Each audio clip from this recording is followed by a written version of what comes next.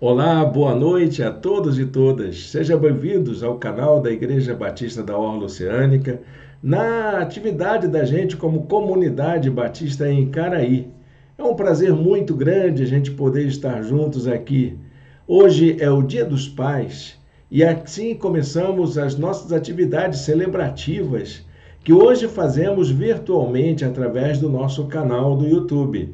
Não estamos em nosso espaço, mas isso não diminui nem um pouco a nossa disposição de servir ao Senhor e de adorar ao Senhor. Você que está conosco, você que nos acompanha, você que celebra com a gente, sinta-se abençoado com a palavra de Deus nesta noite.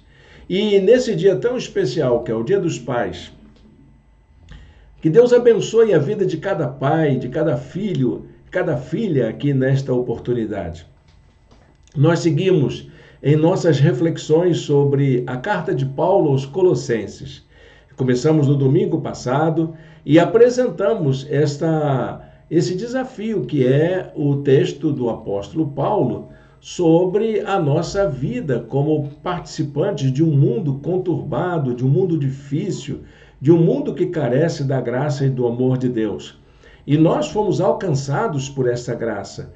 E essa graça é aquela que nos interpela, que nos desafia a vivermos como cristãos no mundo. Hoje teremos a nossa segunda mensagem e vamos refletir sobre o capítulo 2 de Colossenses. Eu quero colocar aqui para você a nossa apresentação, a fim de que a gente acompanhe as anotações que fiz para a reflexão desta noite.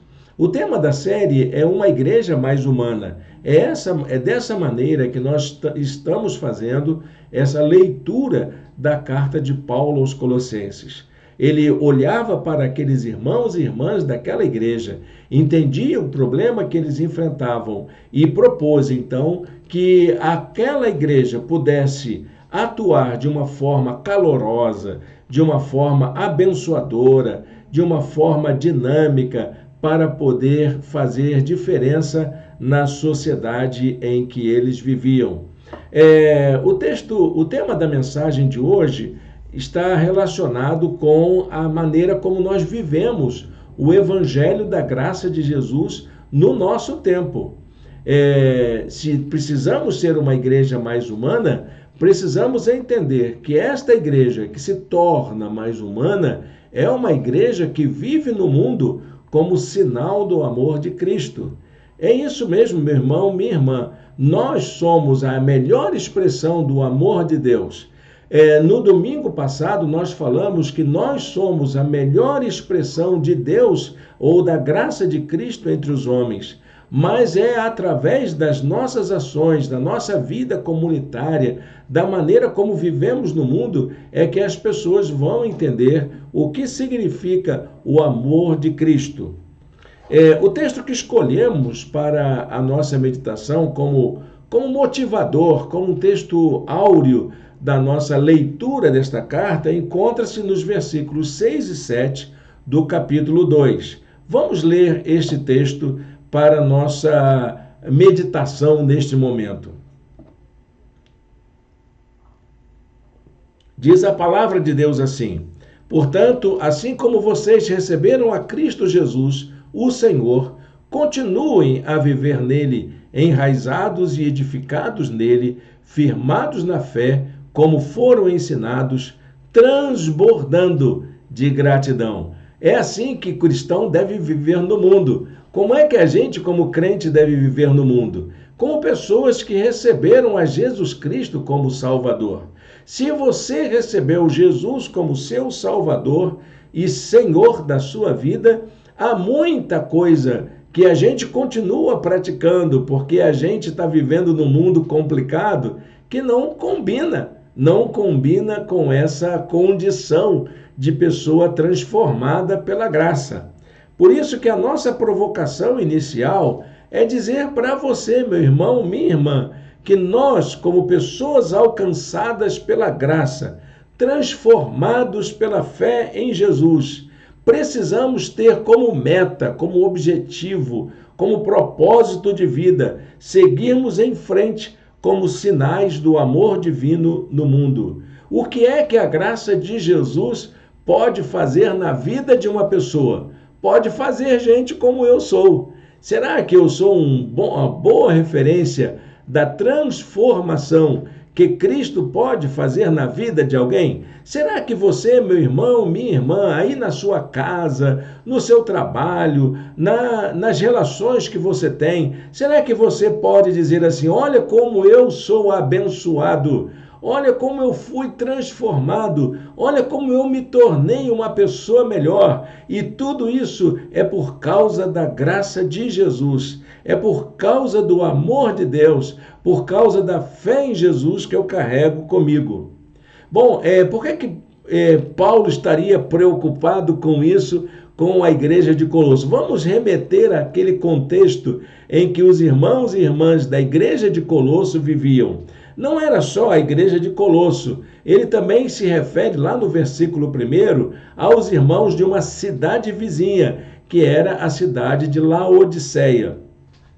Parece que esta carta foi escrita para essas duas igrejas, porque Paulo estava trabalhando para que a fé nessas duas cidades, dos irmãos destas duas cidades, pudessem serem exercidas de maneira exemplar. Havia então na região de Colossos e proximidades ali, Laodiceia e outras cidades, até em Éfeso chegava a ter esse problema, que seria, no caso, toda a região da Frígia.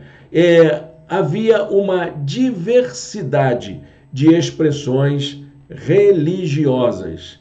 Bom, levando em consideração esse problema da diversidade religiosa, nós que vivemos nesse tempo, precisamos nos dar conta de que esta é uma característica também do tempo em que nós vivemos.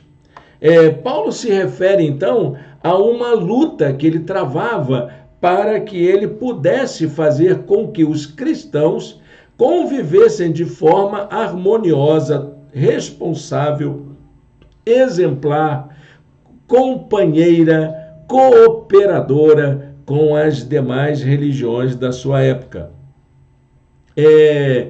Colossos não era uma cidade muito próspera, mas Laodiceia era. E a maneira como as duas igrejas enfrentavam esse problema poderia trazer alguma solução, alguma esperança, alguma diretriz para a vida daquelas pessoas. Por isso ele vai dizer com muita autoridade: eu estou lutando por vocês. Eu estou lutando por vocês. Essa expressão se dá pelo fato de que, como aquela região havia adquirido uma importância comercial muito grande, atraiu então muitas pessoas que vinham fazer comércio naquelas cidades. E isso fazia com que grupos de outras culturas, grupos de outras formações culturais se envolvessem e convivessem ali, e toda sorte de problemas dessa convivência pudessem ser desenvolvidos entre os irmãos da igreja também, não só da igreja, mas também de toda a cidade. E era por isso que eles enfrentavam problemas. Havia, então, uma diversidade de culturas, de expressões religiosas, de nacionalidades, de expressões raciais, enfim, toda sorte de diversidade que acontecia naquela cidade. O objetivo, então, de Paulo era o de orientar os cristãos a viverem a sua fé em Cristo de forma autêntica diante daquelas diferentes expressões culturais, diferentes expressões de fé. Ele vai dizer, então, com autoridade: esforço-me, era essa a sua luta, esforço-me para que eles sejam fortalecidos em seus corações, estejam unidos em amor e alcancem toda a riqueza do pleno entendimento, a fim de conhecerem plenamente o mistério de Deus, a saber, Cristo. Como que a igreja enfrenta os problemas da diversidade religiosa, da diversidade cultural? É vivendo a sua fé em Cristo de forma autêntica, é mergulhando diretamente, de forma imersiva, no mistério de Deus, vivendo em amor uns com os outros, sabendo que a graça que o Senhor nos concedeu, o seu favor sobre nós, foi realmente eficaz. Por isso ele dizia para os cristãos, Jesus Cristo é a principal razão pela qual nós estamos aqui juntos. O texto fala da prática da fé em Cristo como uma chave de leitura, como uma chave hermenêutica, como uma base epistemológica para a gente poder compreender a realidade do mundo e lidar com as diversas faces de compreensão e de expressão das pessoas. Por que Jesus, então, era essa chave de compreensão? Paulo diz que em Jesus estão escondidos todos os tesouros da sabedoria e do conhecimento.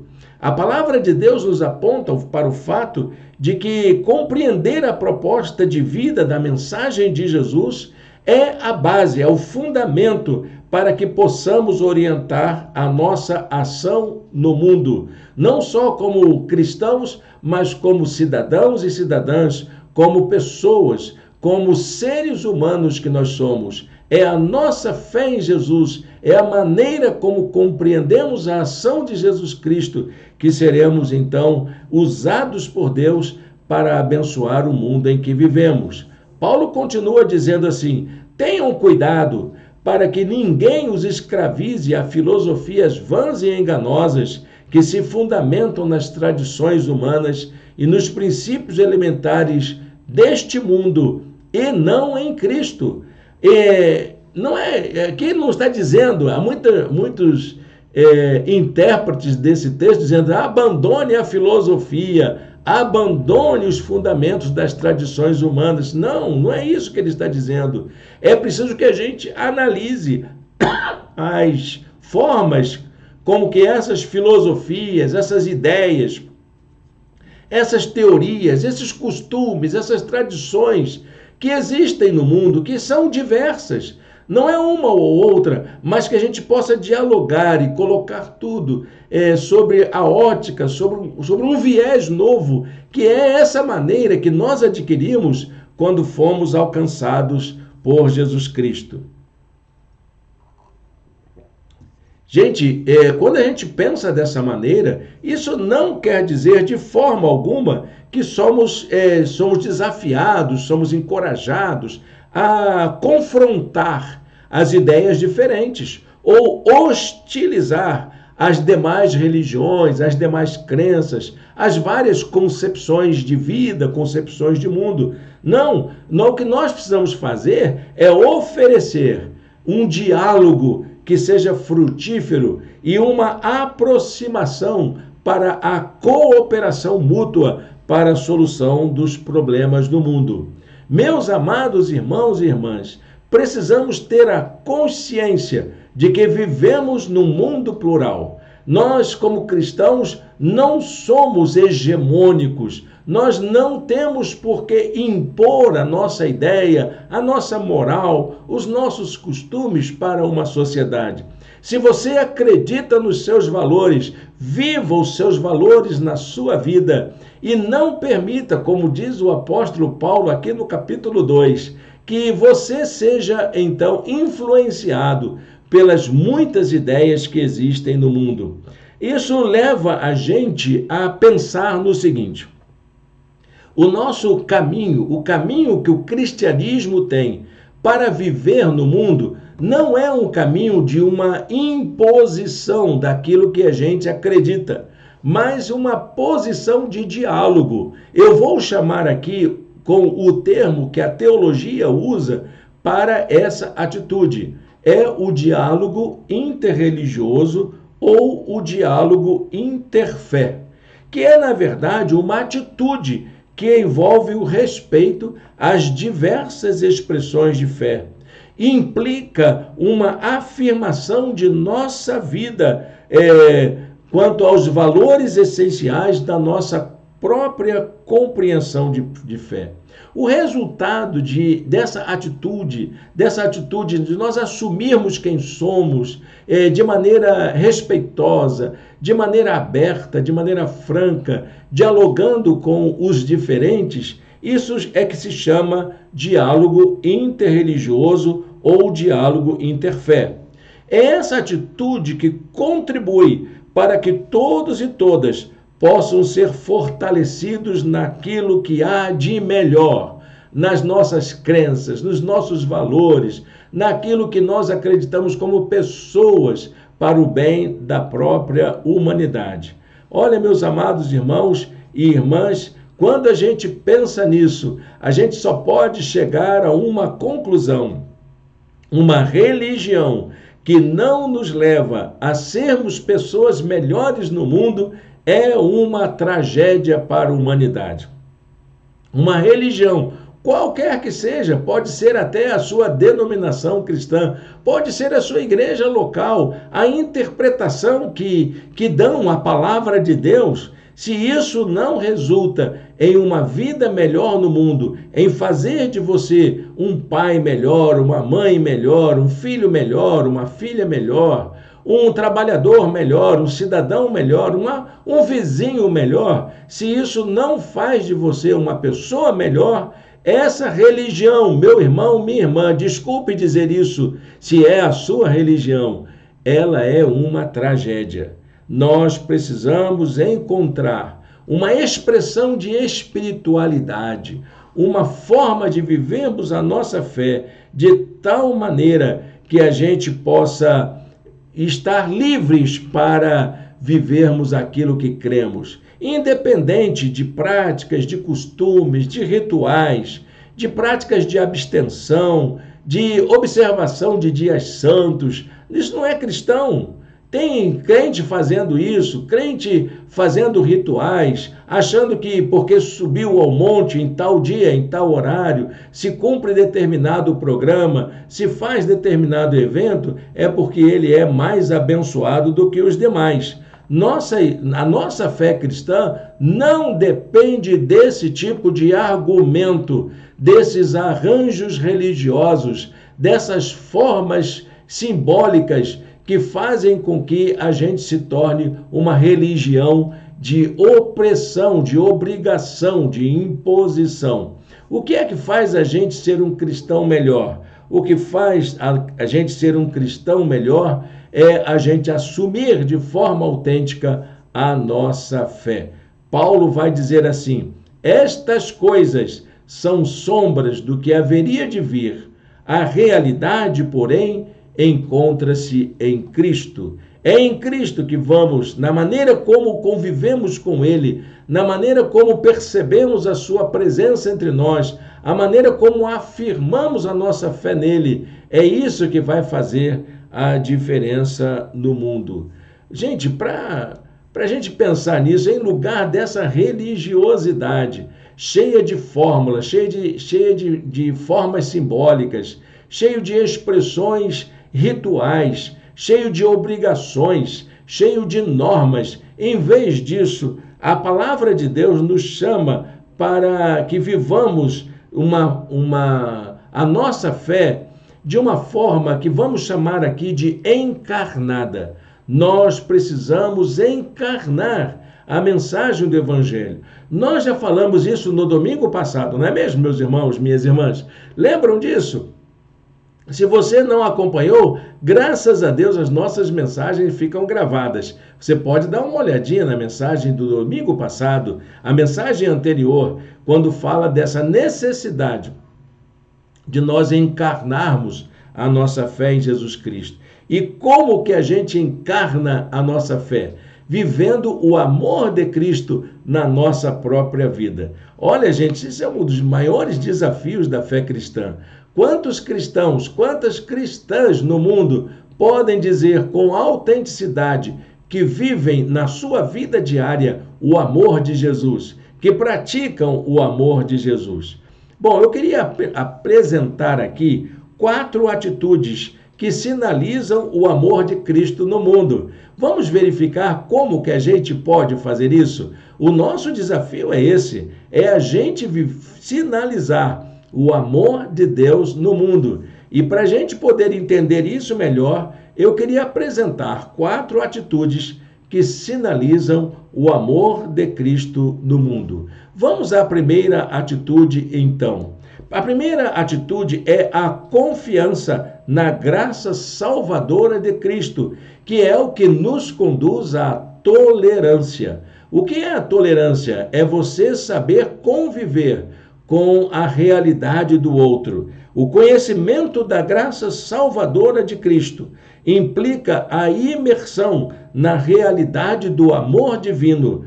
Deus expressa todo o seu amor, sua justiça, a sua bondade, quando ele se encarna na pessoa de Jesus. O Verbo encarnado é a revelação plena da divindade. E se nós temos essa confiança, essa crença, essa fé de que Jesus é a expressão da graça e da pessoa divina entre nós, não precisamos ser intolerantes, não precisamos ser preconceituosos com quem ainda não alcançou esse discernimento. Precisamos ser amorosos com quem ainda não alcançou esta compreensão. E isso deveria nos levar a nos tornarmos mais amorosos, mais bondosos e mais tolerantes com aqueles que pensam e agem diferente da gente. Veja o que Paulo diz na carta aos Colossenses, capítulo 2, verso 9. Pois em Cristo habita corporalmente toda a plenitude da divindade. Se é isso que nós temos, se é Deus conosco, que está no nosso coração, se a Trindade inteira faz parte da nossa vida, se somos movidos pela força do Espírito Santo, nós podemos ser mais respeitosos, mais bondosos, mais amorosos, mais tolerantes. A segunda atitude é: a nova vida em Cristo nos capacita a sermos mais resilientes. A palavra resiliência é uma palavra muito curiosa, porque indica a capacidade que nós temos de resistir às pressões da vida. Até que ponto você é capaz de resistir? Resiliência, na verdade, é uma palavra que vem da física. E a resiliência corresponde àquele gesto da gente pegar um elástico e esticar até ao máximo que ele é capaz de resistir. Então, meu irmão, minha irmã, até que ponto você é capaz de resistir às pressões do mundo contra a sua fé? A força que precisamos exercer para viver no mundo plural não é a de confrontação. Aqui nós não estamos perguntando a você até que ponto você pode ser confrontado com a sua fé, mas até que ponto nós podemos suportar ao máximo os desafios de viver a nossa fé de forma autêntica no mundo. A fé em Cristo é resultado da força vital operada pelo Senhor em nós. É o Espírito quem nos capacita, é Ele quem expande as nossas forças. Então, trocando essa pergunta para outro modo, até que ponto o Espírito Santo tem liberdade de atuar na sua vida? Paulo diz assim: quando vocês estavam mortos em pecados e na incircuncisão da sua carne, Deus os vivificou juntamente com Cristo. Vivificar é encher de vida, é fortalecer a vida de cada um, é trazer uma força vital que só o Espírito de Deus pode nos dar. Até que ponto esta vida a sua vida está sendo fortalecida por essa força vital? E uma terceira atitude é o fato de que, se formos perdoados pela graça de Deus, isso deve nos levar a termos maior gratidão. Então, se fomos perdoados, para vivermos em gratitude. Gratitude é uma atitude de gratidão na vida. É fazer as coisas por causa da nossa gratidão pelo amor de Deus por nós. Jesus não quer que vivamos com medo por aquilo que o mundo possa oferecer de ameaça à fé.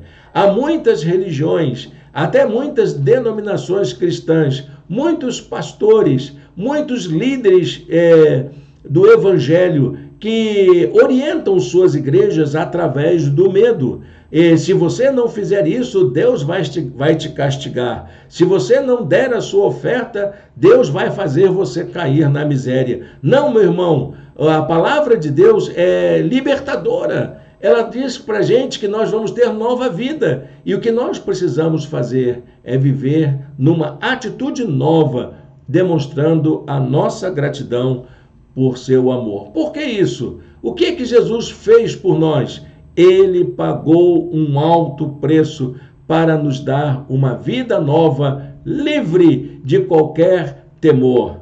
Quando avaliamos o tamanho do amor divino por cada um de nós, isso nos leva a sermos gratos e a agir em gratidão como resposta ao seu amor.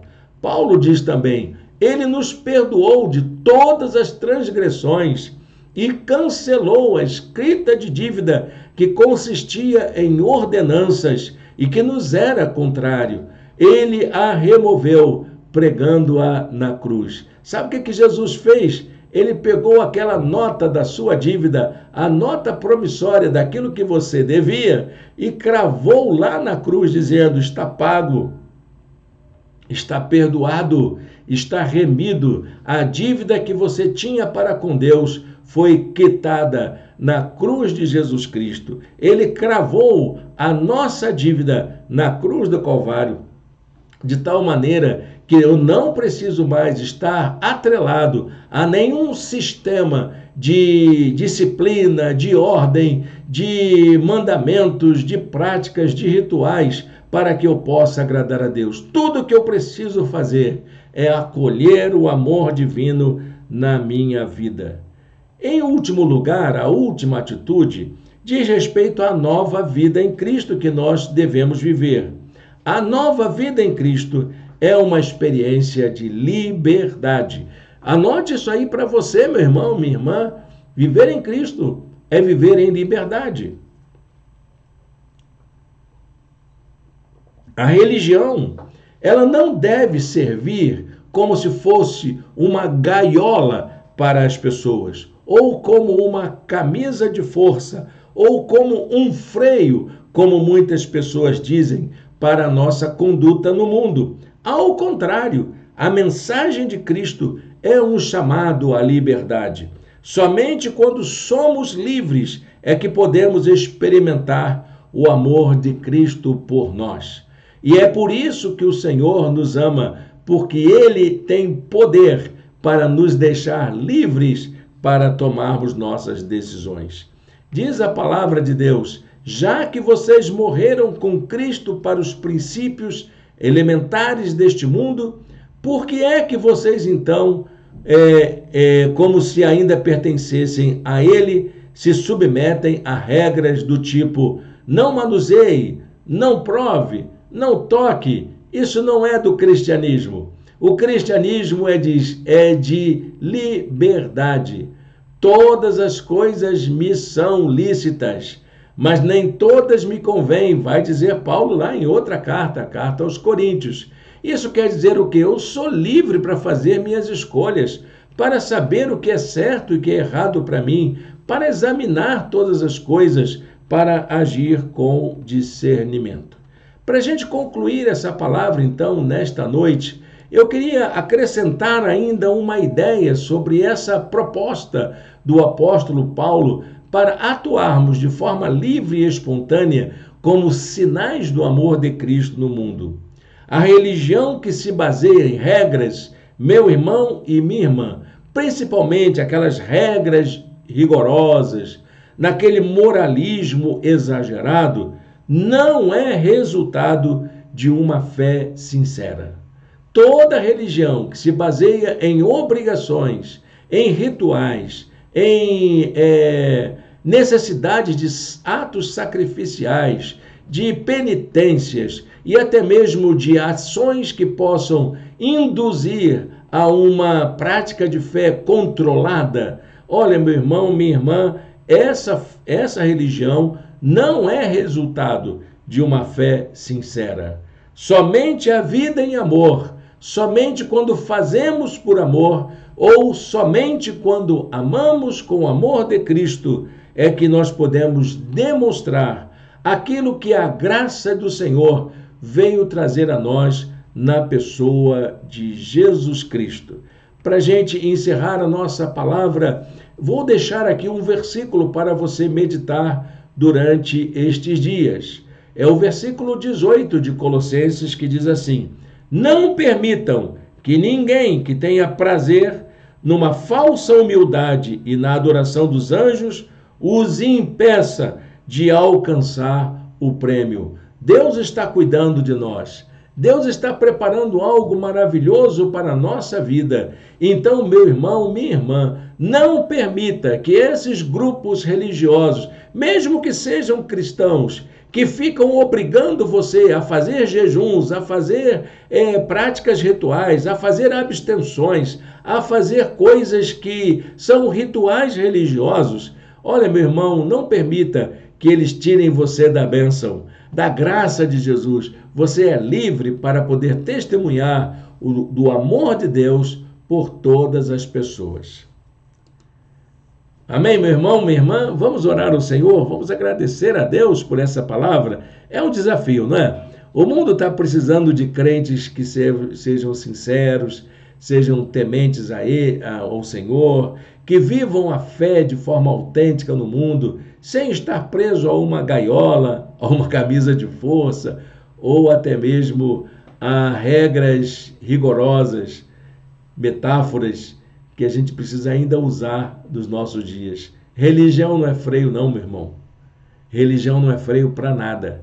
Ainda mais com as denúncias que a gente tem ouvido falar ultimamente dos casos de lideranças religiosas que se envolvem com atos que não são compatíveis com a ética, a gente pode dizer que não é isso que vai fazer de você uma pessoa melhor.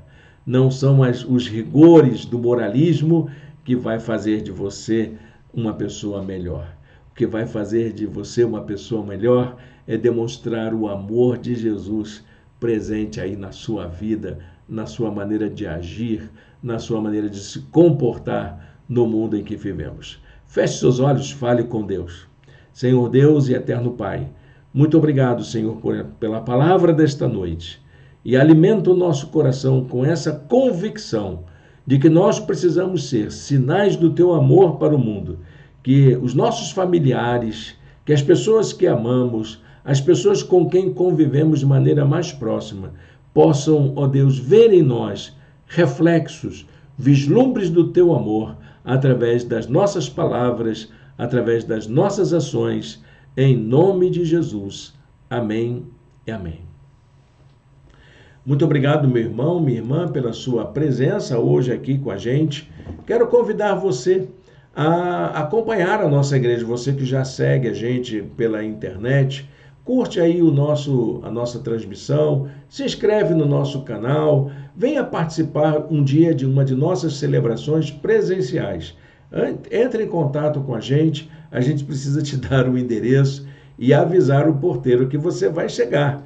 Por isso, meu irmão, minha irmã, você é o nosso convidado especial para estarmos juntos na presença de Deus. Um feliz restinho de domingo, Dia dos Pais, na presença do Senhor. Abraço a você, querido papai. Abraço também aos filhos e filhas, mesmo aqueles que já não desfrutam da companhia dos seus pais junto consigo. Deus os abençoe.